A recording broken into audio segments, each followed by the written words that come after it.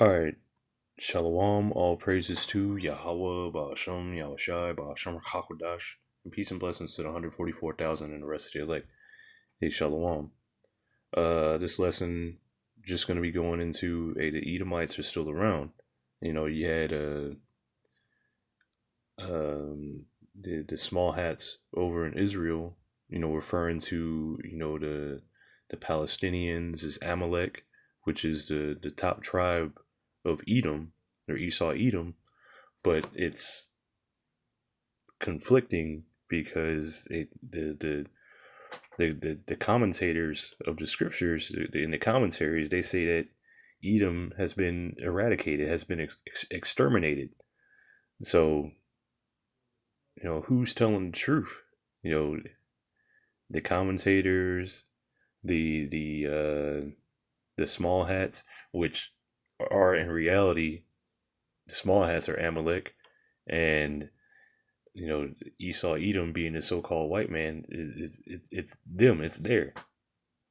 Like Esau Edom, the so-called white man, is Edom, and the small hats are Amalek being the top tribe, because all these nations, even Babylon the Great, helps out these people so much, giving them so much aid and everything. But hey, besides the point, Esau Edom is still here today. This being the end times, and Esau Edom is prophesied in the scriptures, to be ruling in the end times before the coming of our Lord Yahushai, who the world ignorantly calls Jesus Christ. So this is Ecclesiastes chapter 4 and verse 16. There is no end of all the people, even of all that have been before them. They also that come after shall not rejoice in him. Surely this also is vanity and vexation of spirit. But the point being is, there is no end of all the people. So all the nations that are here today are the same nations that were here in the ancient times. Esau Edom, the so-called white man, has changed his name, gone under a different nationality, going under a different name, a different title. Today he's calling himself white, and meanwhile he's also had the power to change everybody else's names. And the prime example being the names of the Israelites. They're no longer, the true Israelites are no longer going under the name of being Israel. They're going under bywords, being called Black, Latino, Native American, and whatever other, name you might be going by, and depending on what nation you're scattered into. So the point being, there is no end of all the people. So I'm going to go into this commentary. This is Obadiah chapter 1 and 18, and I'm just going to read the verse and then go into the commentaries, because it's here at the top. Obadiah chapter 1 and verse 18, and the house of Jacob shall be a fire, and the house of Joseph a flame, and the house of Esau for stubble. So this is Jacob being the southern kingdom, and Joseph representing the northern tribes. All the 12 tribes back together, being a fire and a flame, and the house of Esau for stubble. So if you ever seen stubble, that's material that burns very easily. It's almost like dust. If you've ever seen what comes to mind is I've seen, like, if you it's highly combustible, I could say. Like if you threw like any kind of powder pretty much into the air, and then you lit a flame next to it, it just immediately ignites. Meaning that they're going to be done away with. They're going to be terminated. They're going to be for stubble, because Jacob and Joseph are going to be that flame. They're going to put the fire to you. So, in the house of Jacob shall be a fire, and the house of Joseph a flame, and the house of Esau for stubble, and they shall kindle in them and devour them, and there shall not be any remaining of the house of Esau, for Yahweh Ba'Shem Yahushai have spoken it. Now this here is not talking about them being converted. Now a lot of commentators will say, oh, they got converted by John Hyrcanus and they became Jews. No. This isn't talking about that. This means they literally gonna be put out to earth. There ain't gonna be no more descendants of Esau. There ain't gonna be no converts. That gene pool has been edited out. There ain't gonna be anybody that's gonna of that lineage anymore. So I'm gonna go down to the Cambridge and then also the pulpit commentary. So, and noticing if you put your phone in the landscape mode, it shows it in 2 columns. So, but anyway, just something I just noticed. So, this is the Cambridge Bible for Schools and Colleges, and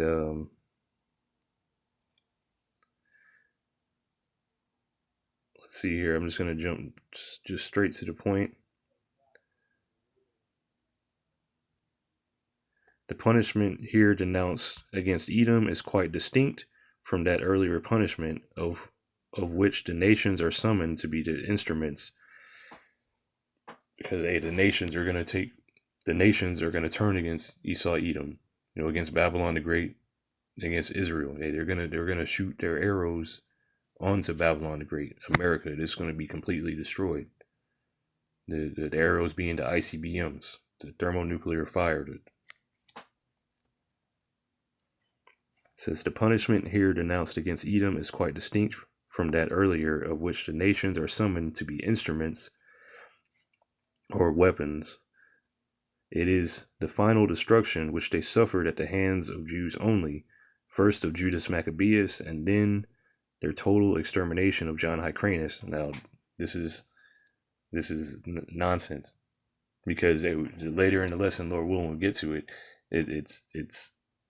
It's conflicting information. So they're exterminated by John Hyrcanus. How is that? Because he forcibly converted them. Just because you convert to something, you practice the religion, whatever like that, that don't mean that you're of that seed line. That doesn't mean that you're of that lineage now.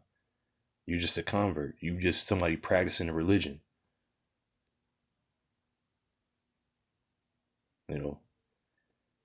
Just because I eat ramen all day, not that I do, but just for example, just because you eat ramen all day and wear a kimono, that don't make you Japanese. That don't make you an Ammonite. Now, if your father, in this instance, if your father goes back to Israel to being an Israelite, then you're an Israelite. If your father goes back to being an Edomite, you're an Edomite. But anyway, this is the information they're presenting here. It is the final destruction which they suffered at the hands of Jews only. Which this is a major event, a major event that just, you're talking about the eradication of an entire people. You're talking about the eradication of this rival nation to the Israelites, the adversary to the Israelites. You're talking about the eradication of this. This would be a major event.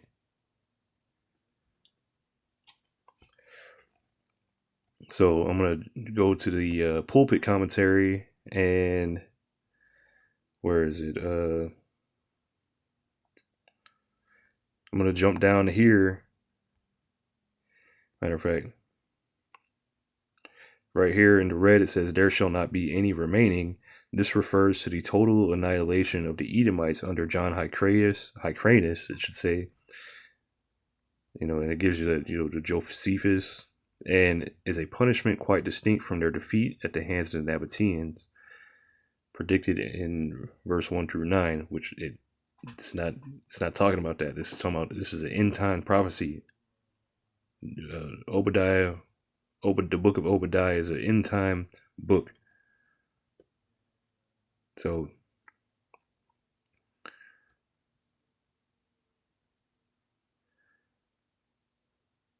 So actually, let me start up again.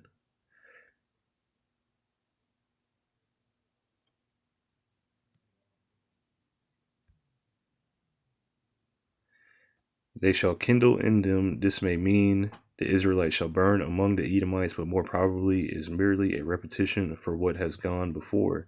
The Jews shall consume the Edomites.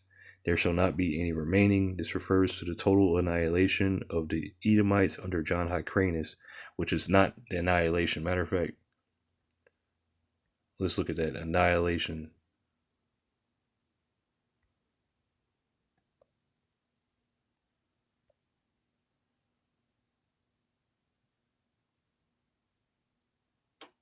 To reduce to nothing.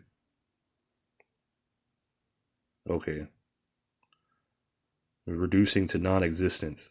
So I just read that in Ecclesiastes. There's no end. They're not reduced to anything. They just converted. So from here, I'm going to go to this blog. This is the Times of Israel, and I'm just going to skip through this. And this actually is titled "Why We Must Compare Hamas to Amalek Now." Now, all the Edomites have done away with. So why would you need to compare? Compare this. Why would you need to compare one nation to another nation? That they're two different nations. If they're not Amalek, why would you compare them to it? But this here, the Times of Israel. It says, and this is published. You see that guy's name? Published February 15, 2024. This is last year. Why we must compare Hamas to Amalek now. And I'm just going to jump down to this paragraph here, and I'm not even going to read the whole thing. It says, what Israel's allies do not realize is that Hamas is Amalek. So they're saying that Hamas, this organization, is Amalek. Those Palestinians, they're Amalek. They're Amalek. They're Amalek. Even though the Bible commentators are saying, no, they don't exist anymore. But it says, what Israel's allies do not realize is that Hamas is Amalek. Anyone who wants to destroy us is Amalek. Now, them people were just there. Them people were just trying to survive. You're the one, if you paid attention to last year, and they're committing a genocide over there. And people are completely defenseless. And the whole world just watching. And if you look more into it, they're just coming up with all kinds of plans what they want to do to the place. Building oil refineries, resorts, canals, all sorts of things over there. But they're the enemies. As a matter of fact, Edom or the Israelites, if the end times, are supposed to be powerless. They're not supposed to have any world power. They're not supposed to have allies. They're supposed to be getting worn out in the end times. But anyway, what Israel's allies do not realize, and they're getting all kinds of help. They're getting help from Babylon the Great. They're getting help from the revived Roman Empire. They're getting help from NATO. They're getting help from all these kind of different countries, but the main help they're getting is from Babylon the Great, America. It says, what Israel's allies do not realize is that Hamas is Amalek. Anyone who wants to destroy us is Amalek. So anybody that has a problem with them, anybody that wants to get rid of them, they're Amalek. And what's the thing they say? Basically it's okay to commit genocide against them because they're Amalek. So the fact that Hamas wants to destroy us means that we cannot partner with them for peace or for any permanent ceasefire that will leave them in power. So they're saying, no, there ain't no making peace with you because you're Amalek, and they put that on them. The same thing that that's done here in Babylon the Great. Once you're labeled something, hey, you're that. You're labeled a terrorist, hey, you're that. It don't matter how much you try to, bargain or get out of it. Yeah, you're the enemy now. But that's pretty much all I'm gonna read from that, because they're saying, hey, they're Amalek, but according to commentaries, according to the people, you ask the Christians, hey, Amalek is done away with. But they're saying these people are Amalek. All our enemies are Amalek. And this one here, because these are two conflicting kind of things. This is like why we must, what did I say again? Why we must compare Hamas to Amalek. It's saying one thing, and this other one, a month later is saying a different thing. It says Hamas is evil, but don't be too quick to equate it with Amalek. So there's, they're conflicting. Like, oh, don't, just try. The other guy is saying like, oh, we got to go and destroy them. This guy is saying, oh, hold on now. It's bad, but we gotta.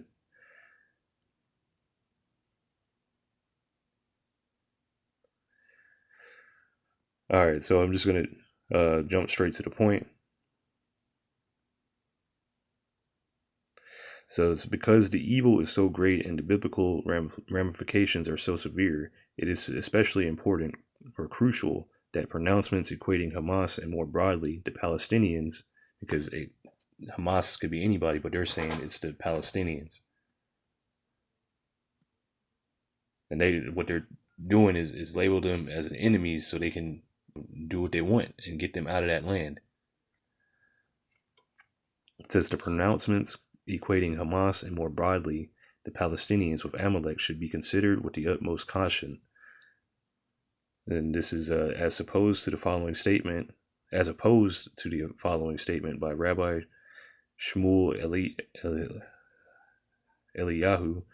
The Arabs of Gaza have the legal status of Amalek, and we are obliged to execute our obligation to wipe out Amalek in relationship to them. So they're saying that those Arabs are Amalek, and they're obliged to wipe them out. Therefore, it is a mitzvah, a divine command, to wage war upon them until they are totally decimated. It is forbidden to conduct any negotiations for peace with them. They are the embodiment of evil. So they're saying we can do whatever we want to them. They're evil. They're Amalek. But how are they Arabs and Amalek? Which Arab just means mixed. But matter of fact, I wasn't done with that. I had a little more to get in this. I'm going to jump down to past this.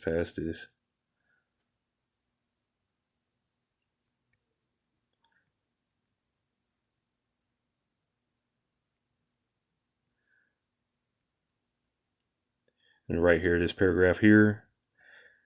And just, the mindset of the people is very conflicting, and they don't truly know the scriptures. And it shows this, like the events that are taking place show that they are not the people. Because, matter of fact, before I get that, 1 second. And just to get straight to the point, this is Isaiah chapter 2 and verse 4. I'm just getting straight to the point. It says, and he shall judge among the nations. This is Yahushua. He's going to be ruling, and shall rebuke many people. They shall beat their swords and the plowshares, and their spears and the pruning hooks. Nation shall not lift up sword against nation, neither shall they learn war anymore. Matter of fact, I think there's another one. Hold on, because when the Israelites return to their homeland, return to Israel, like the world is going to be at peace. There's not going to be any more war. This is Ezekiel chapter 34, and I'll just get straight to the point. Verse 13, and I will bring them out from the people. So wherever we've been scattered to, a Yahweh Bashem Yahushai is going to gather us together, and gather the Israelites together. And I will bring them out from the people, and gather them from the countries, and will bring them to their own land, and feed them upon the mountains of Israel by the rivers, and all the inhabited places of the country. So one of the things is Yahweh Bashem Yahushai is going to gather his people, and he's going to set them in Israel. And there's going to be peace. There's not going to be any war anymore. But what's happening now? They went into the land by declaration, by a Balfour Declaration. They went over there in 1948, and war has been happening still since then. So just showing the kind of hypocrisy, what's going on in the world, because when the Israelites returned home, there was supposed to be world peace.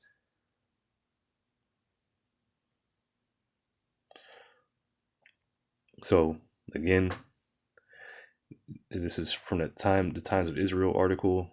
It goes without saying that Hamas perpetrated evil crimes of unspeakable cruelty, and that whole thing is just a setup. They even showed Israel, some of the military personnel of Israel were saying they had a Hannibal directive, meaning that they were going to kill their own people, or that they killed their own people to get at these people.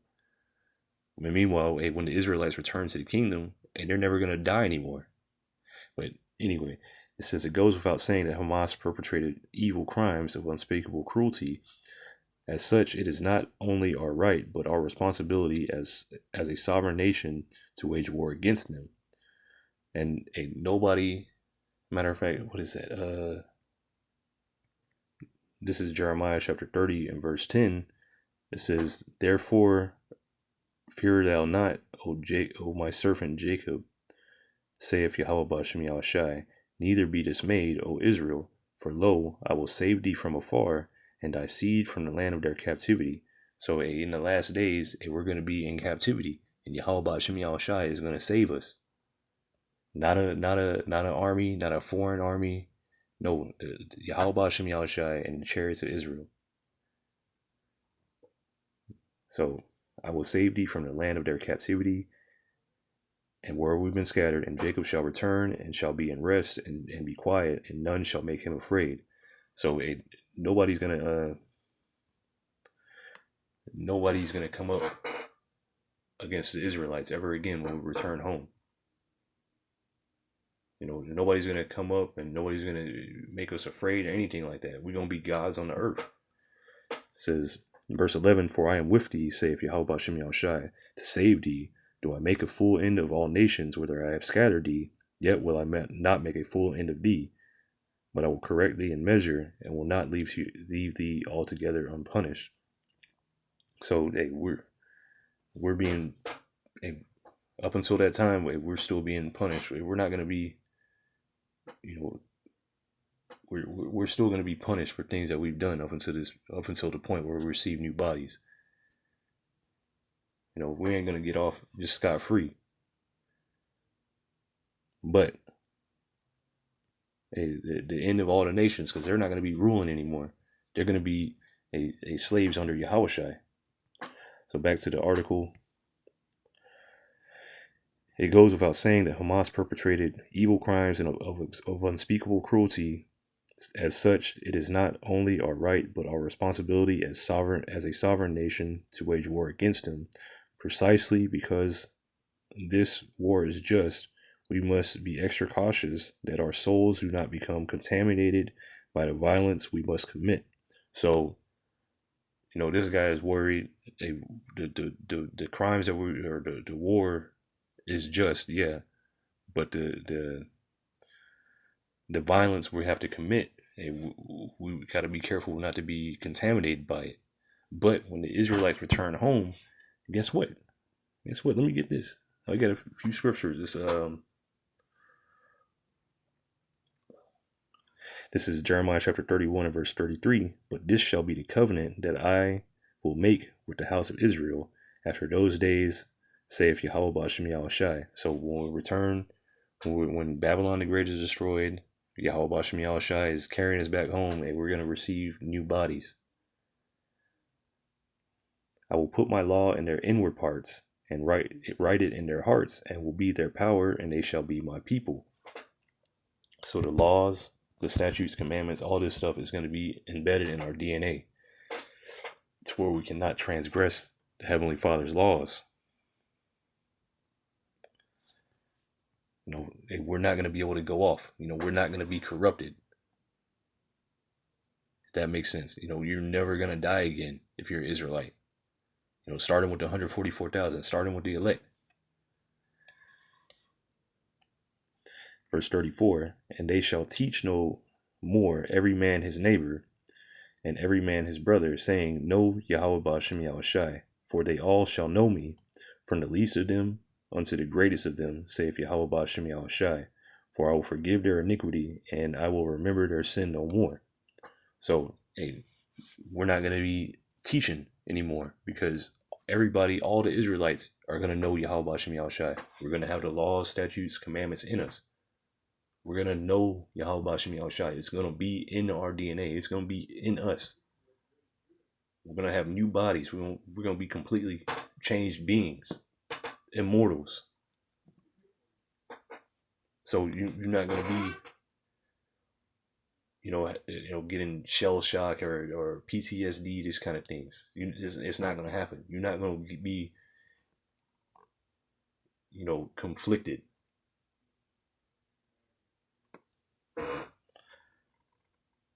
You're not going to be worried about being corrupted, because you can't be corrupted. You're no longer even going to have these corrupt bodies.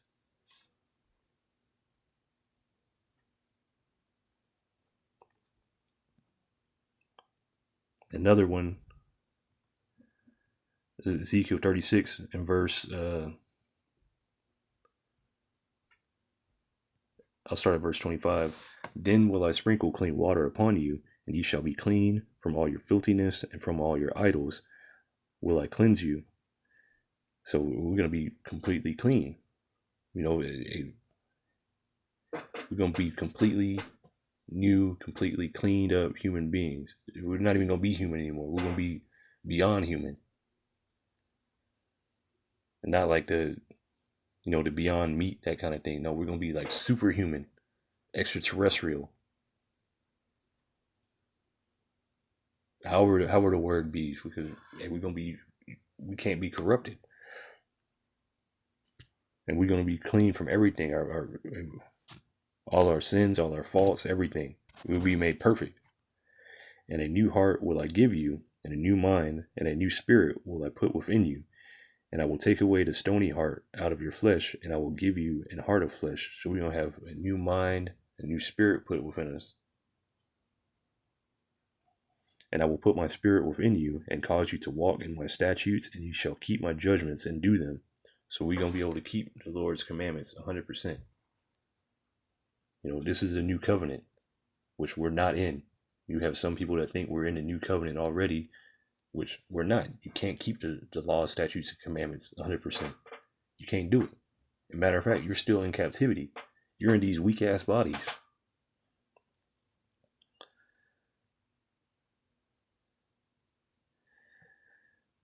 All running out of breath and shit. Hey, man, you ain't never going to run out of breath. You ain't never going to get tired.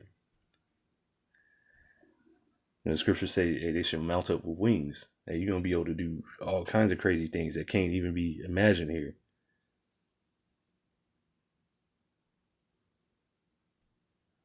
This is Ezekiel chapter 25 and verse 14, because he's saying we're going to be corrupted. We got to be careful not to be corrupted. But hey, guess what? When we receive new bodies, when we receive that new spirit, we receive the new covenant. This is Ezekiel 25 and verse 14. And I will lay my vengeance upon Edom by the hand of my people Israel. So Yahweh Ba'ashem Yahushai is going to take vengeance on Edom by the hand of his people. And I read earlier, that's all the 12 tribes. Not just the people just calling themselves Jews. And they're not even going back to the Paleo Hebrew. Where the other tribes? It says, and I will lay my vengeance upon Edom by the hand of my people Israel, and they shall do in Edom according to mine anger and according to my fury. So Yahweh Ba'ashem Yahushai is going to put on use us as his anger, according to mine anger and according to my fury. So Yahweh Ba'ashem Yahushai is going to put his spirit in us, and we're going to be able to carry that out. So ain't going to be no corruption. What'd that say? What that article say?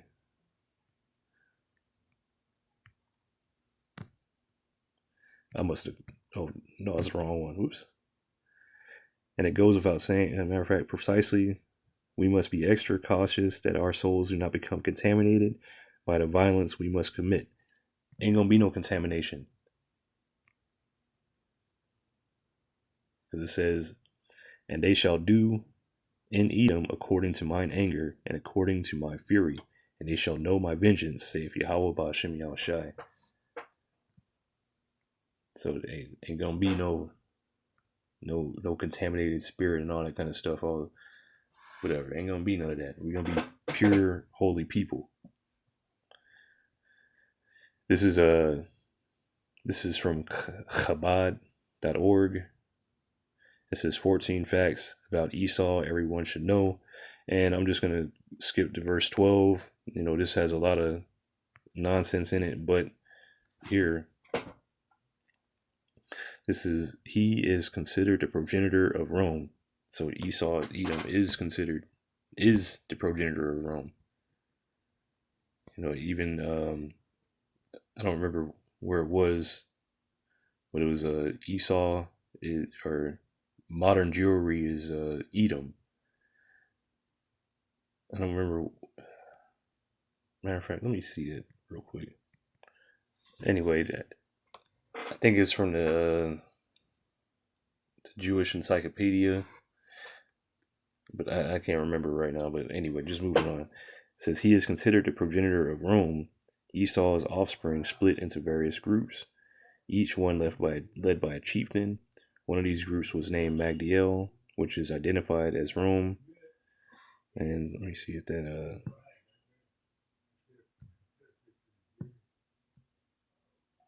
okay, it's not gonna let me.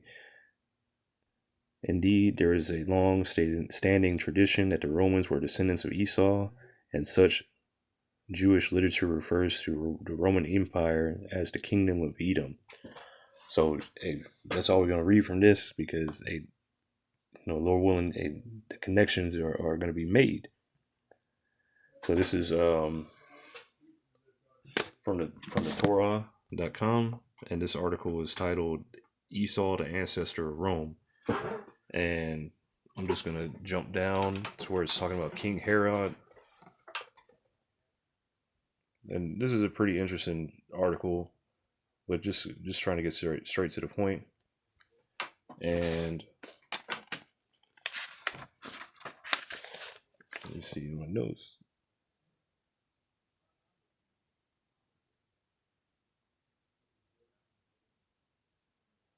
So I'm just going to jump down to the second paragraph. As noted above, in the late 2nd century BCE, John Hyrcanus conquered Idumea, making it a part of Judea. So going back to the Obadiah, the commentary, John Hyrcanus, his name pops up a lot because he forcibly converted the Edomites. It says, as noted above, in the late 2nd century BCE, John Hyrcanus conquered Idumea, making it a part of Judea, and forced its inhabitants to become Jewish. So they weren't eradicated, they weren't exterminated, they were forcibly converted. They were forcibly made to follow the laws and the customs of the Israelites. Which it's saying Jews, but back then it would have been Judeos, and then it became what was the southern kingdom, or Judah, was more than just Judah. It was Judah, Benjamin, Levites, and you had the scattering of the other nations amongst them.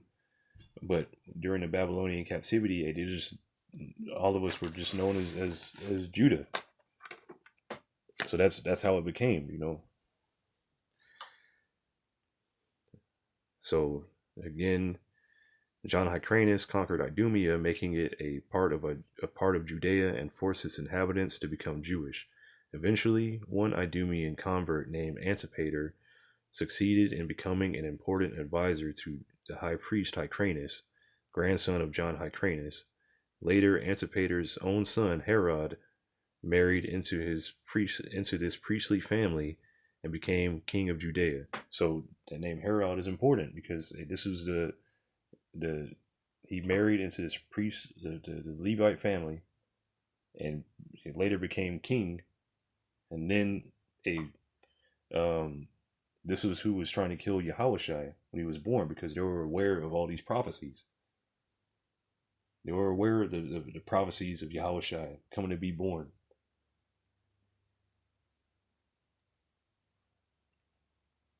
They were aware that he was supposed to be king. This is the rightful heir of Israel. So, showing that the Idumeans, they were still around, because it says here, eventually one Idumean convert, he's still Idumean, he's still an Edomite, which Idumean means is just the Greek way of saying Edom. One Idumean convert named Antipater. So I thought the Edomites were done away with. Because here he is, he's being a convert. And he's still an Edomite. Antipater succeeded in becoming an important advisor to the high priest Hyrcanus, grandson of John Hyrcanus. Later, Antipater's own son Herod married into this priestly family and became king of Judea. So here it is, they're marrying into families, they're weaseling their way into high places. And they're still Edomites. Herod the Great is an Edomite. Matter of fact, let me look that up. So this is from the Wikipedia article, Herod the Great. It says Herod was born around 72 BCE in Idumea, south of Judea. He was the second son of Antipater the Idumean. So his father's an Edomite. He's an Edomite. Matter of fact, Herod's father was by descent an Edomite. His ancestors had been forcibly converted to Judaism. Herod was raised a Jew. So he was an Edomite that was just raised up following the customs of the Israelites.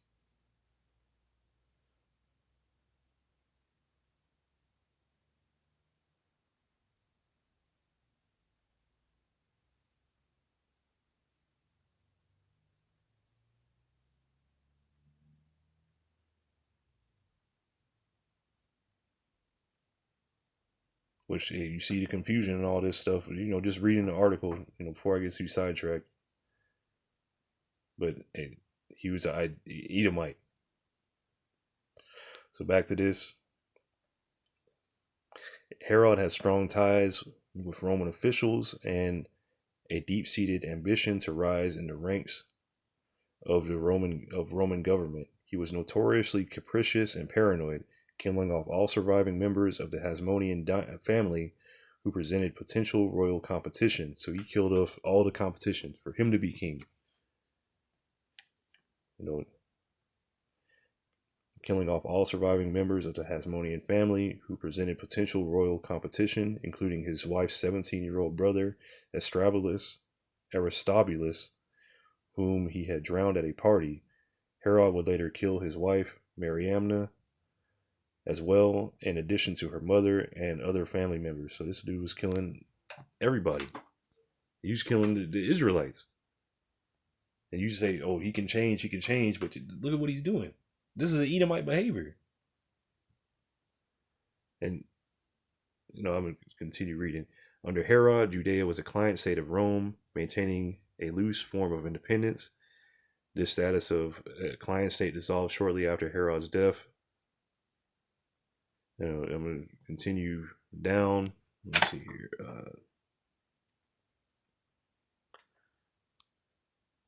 So Herod, as a Roman, despite his official status as a Jewish descendant of converts, he's an Edomite.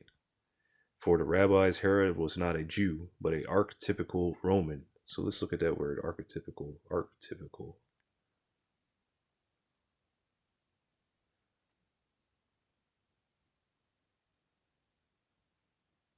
Of or pertaining to an archetype. Yeah, that's real helpful. It's not helpful at all, buddy. Buddy boy.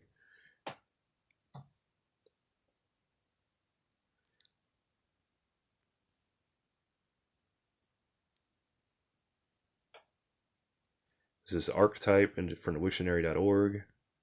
and it means from Latin archetypum, original, model, pattern. From the Greek arche, beginning, the origin, archo, to begin, to lead, to rule. Okay. An original model of all other similar concepts, an ideal example, a character, object, or story based on a known character. Okay.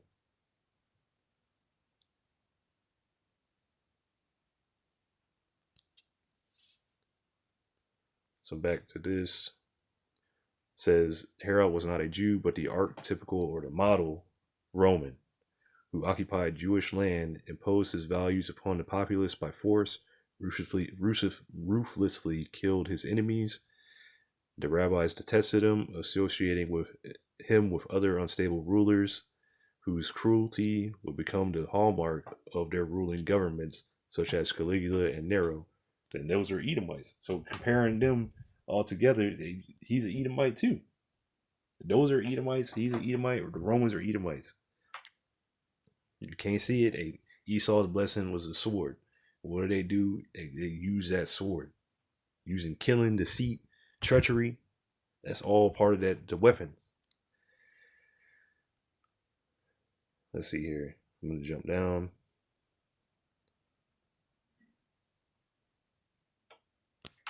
Is there anything?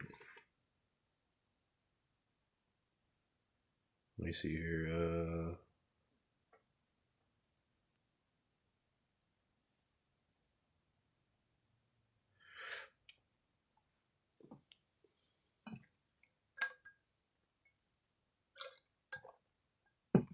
The rabbi's knowledge of Herod's Idumean ancestry made it natural to connect this Roman ruler, and by extension, Romans in general, with the people of Edom. And since Rome was the great power in the region throughout the rabbinic period, the Romans destroyed the temple and polity of Judea.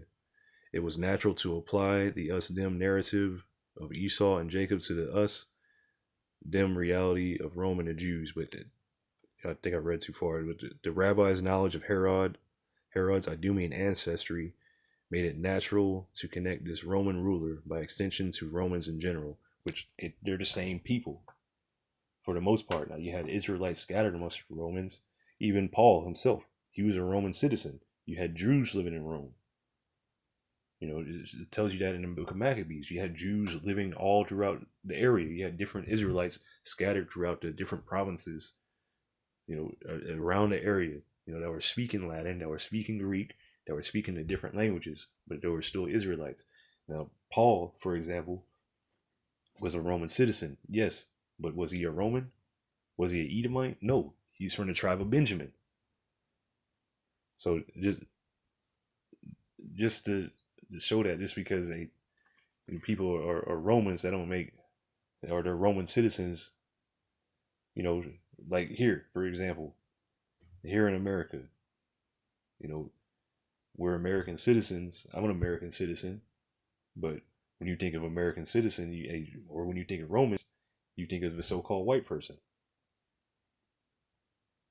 You know, and that's it. You know.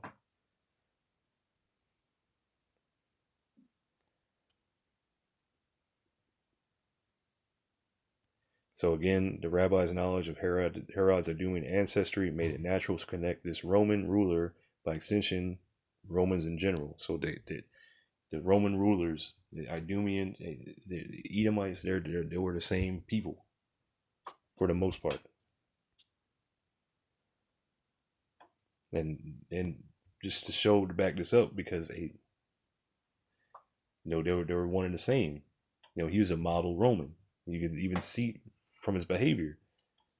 It says, and which really going back to the Edomites. This is Ecclesiasticus or Sirach chapter 13 and verse 16. All flesh consorteth according to kind. So all flesh consorteth according to kind, and a man will cleave to his like. So you're gonna be attracted to your people. You're gonna, you know, go to your people, to your like. You're gonna do the things of your people. The Edomites are that. bloodthirsty, treacherous people, and that's what you're gonna lean to. The Edomite or the Romans. They, like it says in Daniel 7. That's not what. This is oops. This is Daniel 7, and I'll start at verse 17. I'm going to jump up. It says, "These great beasts, which are four kings, which shall arise out of the earth." And this is talking about four kingdoms. You had the Babylonians, the Persians and the Medes, the Greeks, and then finally the Romans. And I'm going to jump up to, I believe, what's that, verse 7. And I'm going to get it again in that AMP. It says, "After this I saw in the night visions, and behold, a fourth beast, dreadful and terrible, and strong exceedingly. This is the Roman Empire, and it had great iron teeth, and it devoured and brake in pieces." So that its teeth is speaking of its military might. You know, the might, everything you read about that in First Maccabees. I believe that's the 8th chapter, and how it talks about the Romans. Whoever they went up against, they conquered them, and the word went out that they are unstoppable. And how they do that through the iron teeth, their weaponry. Esau's blessing is the sword. You know, that's an iron weapon. You know, this is Esau Edom. This is that kingdom. It devoured and brake in pieces, and also Esau's blessing being the sword, and you get the fatness of the land. And how would he get that fattest lands? Is through his sword. It devoured and brake in pieces, and stamped the residue with the feet of it. It was diverse from all the beasts that were before it, and it had 10 horns. So it was diverse from the beasts that were before it. Because previously, the kingdoms that were before that, they had kings. This had elected officials. It had a senate. It had Caesars that were elected. You know, it had many things that were similar today, like malls, fast food, you know, public works, you know, aqueducts. You know, the buildings, the architecture is similar today too. But that's it for that right there. Let me go to the AMP, and I'll read that same verse over again, because this tells you the AMP the different translations are very good, and the AMP a lot of times it breaks it down correctly. So this is Daniel chapter 7 and verse 7 in the AMP. It says, after this I kept looking in the night visions, and behold, I saw a fourth beast, and it says in parentheses, the Roman Empire. This is who was ruling at that time, the Roman Empire. Terrible and extremely strong. It had huge iron teeth. It devoured and crushed and trampled down what was left with its feet. So they crushed everything. They destroyed everything in its path. Nobody could stand in front of the Roman Empire, because this is how Yahweh Shem Yahushai set it up. He gives the power of the earth is in Yahweh Shem Yahushai's hand. You know, roughly paraphrasing, and he gives it to whoever he will. You know, that's Daniel 4 and 17, and then also I believe Sirach 10. But just for time's sake. So after this, I kept looking in the night visions, and behold, I saw a fourth beast, the Roman Empire. So the Roman Empire, all these kingdoms are prophesied in the scriptures.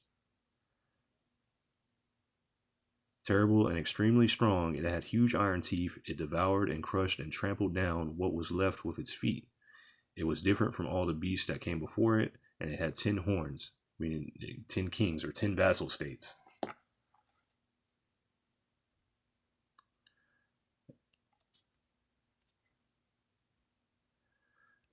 So here, this is 2nd Ezra chapter 6 and verse 9. For Esau is the end of the world, and Jacob is the beginning of it that followeth. So, matter of fact, let me go back because I missed something. Back to Daniel chapter 7. And I'll start at verse 17 again in the KJV. It says, these great beasts, which are four, so one of the four kingdoms, are four kings, which shall arise out of the earth. So these are four kingdoms that are going to rise up. Verse 18, but the saints of the Most High, the Israelites, shall take the kingdom and possess the kingdom forever, and even forever and ever. So while there's four kings, these four kingdoms, at the end of all that, the Israelites are going to rule over the world. The same way these kingdoms ruled over the world. Right now, the revived Roman Empire, they're ruling over the world. So after these four kingdoms, the Israelites are going to rule. But this hasn't happened. You know, the Roman Empire collapsed, but the Israelites, they ruled in the Byzantine Empire, but they're not. Right now, it's the revived Roman Empire. The Roman Empire is back. Now, the second part, because Yahushua never returned. But getting a little ahead of myself. This is 2nd Ezra chapter 6 and verse 9. For Esau is the end of the world.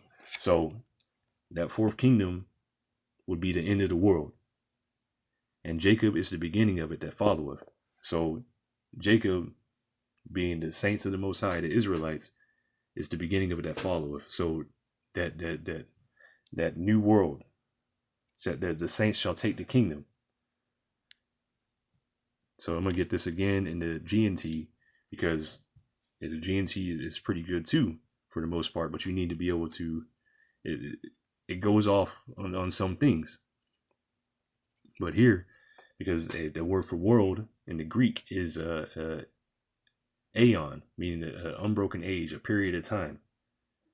But the saints of Israel, the saints of the Most High, the Israelites, are going to rule the world forever in an unbroken period of time. They're going to rule for the rest of eternity.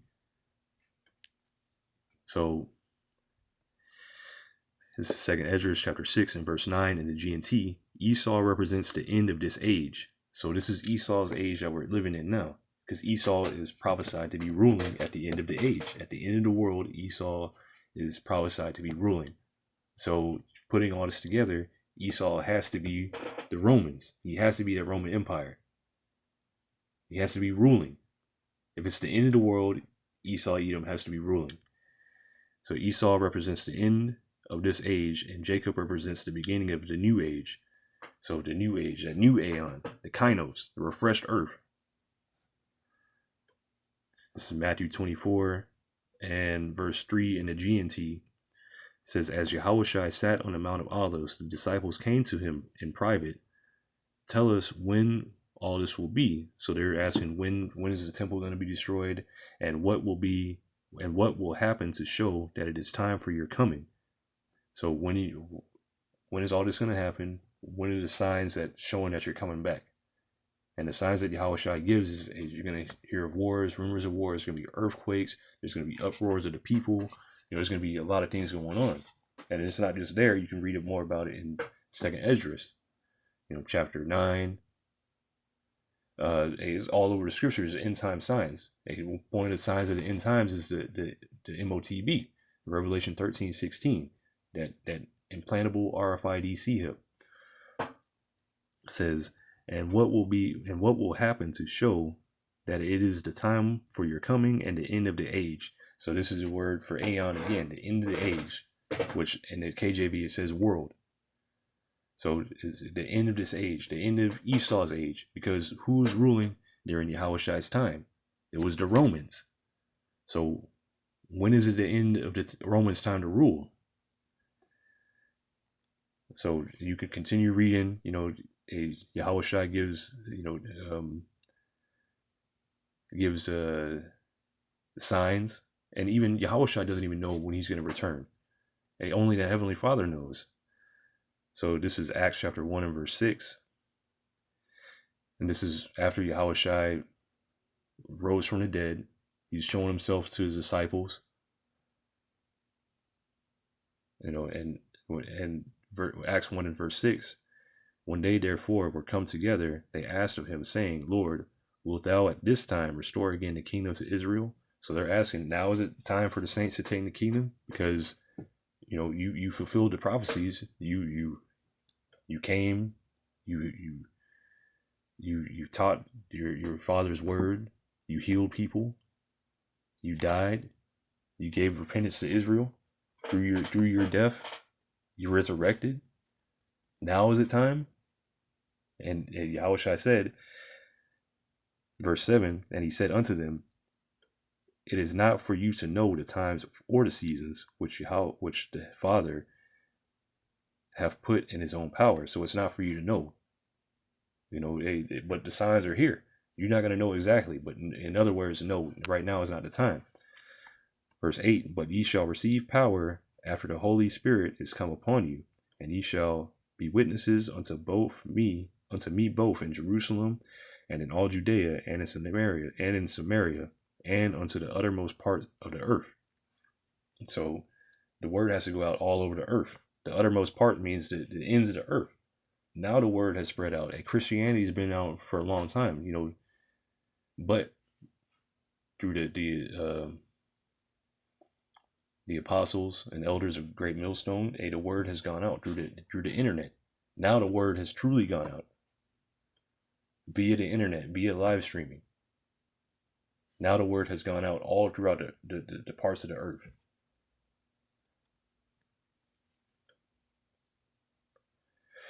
Verse 9, and when he had spoken these things, while they beheld, he was taken up, and a cloud received him out of their sight. And while they looked steadfastly toward heaven as he went up, behold, two men stood by them in white apparel, which also said, Ye men of Galilee, why stand ye gazing up into heaven? This same Yahushua, which is taken up from you into heaven, shall so come in like manner as ye have seen him go into heaven. So the same way Yahushua left, he left in a cloud, which is his chariot. He's coming back in a chariot. And I'm going to close out. I'm going to close out going back to Daniel 7. And I'm going to jump up back to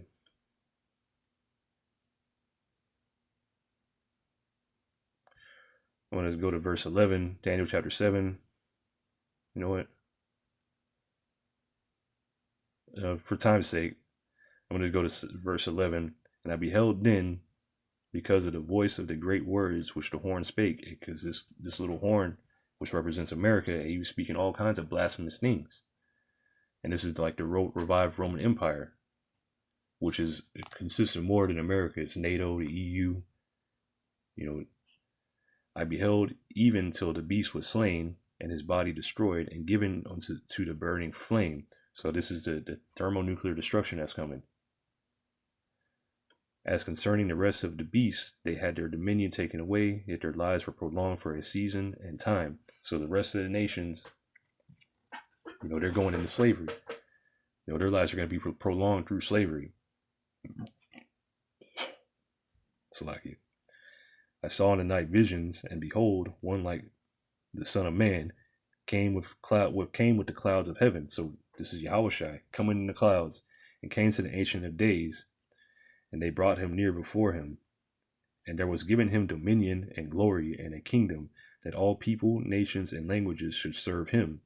And his dominion, and there was given him dominion and glory and a kingdom, that all people, nations, and languages should serve him. His dominion is an everlasting dominion, which shall not pass away, and his kingdom that which shall not be destroyed. So Yahushua has to come. This is going to be peace on earth after this. He's going to be ruling. The Israelites are going to be ruling under him.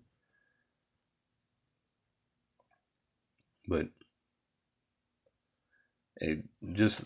we're in the end times. The Edomites are still here. They're not the Palestinians. It's who's ruling right now. Who's ruling the world right now? That's Esau, Edom. Just look at that. Just start there. And a Lord willing, this is edifying. I would give all praises to Yahweh, Ba'ashem, Yahushai, Ba'ashem, Kakodash, and peace and blessings to the 144,000 and the rest of the elect. Shalom.